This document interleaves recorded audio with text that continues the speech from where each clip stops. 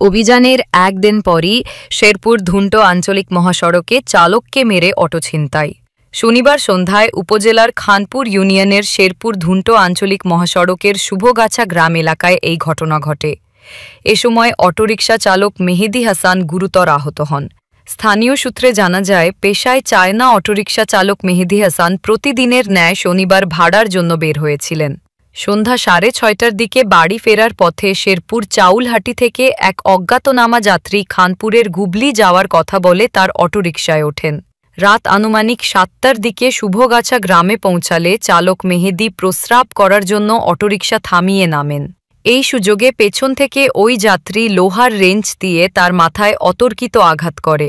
মাটিতে লুটিয়ে পড়লেও ছিনতাইকারী পুনরায় তার মাথায় আঘাত করে, রক্তাক্ত জখম করে। এরপর শেরপুর চাউলহাটির ওই রাস্তায় ওখান থেকে উঠছে রোডের থেকে উঠে সিগন্যাল দিয়ে মনে করেন যে গাড়িতে একাই উঠছিল। উঠে মনে করেন যে গেছে যায় সেটা পেশাব করার কথা কয়া ওখানে নামছে, নামে পিছন থেকে এসে আর কি আঘাত করছে। কোথায় ঘটছে ঘটনাটা? ঘটছিল যে ভাটার ওখানে।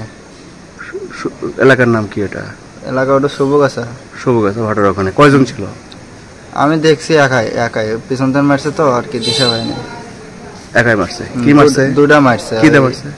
গাড়ির লাট টাইট দিয়ে ওই পেঁয়াজ দিয়ে আছে ওটা দিয়ে মাথাটা আঘাত করছে। দুটা মারার পর আমি পড়ে গেছি। পড়ে যাওয়ার পরে ওই ধরছিলাম, ধরে পরে ঝেন্ডা দিয়ে দৌড় করে আমার মাথা পাক পেতেছে। আমি ওই অবস্থায় জুতো মাথা খুলেতে দৌড় মারছি।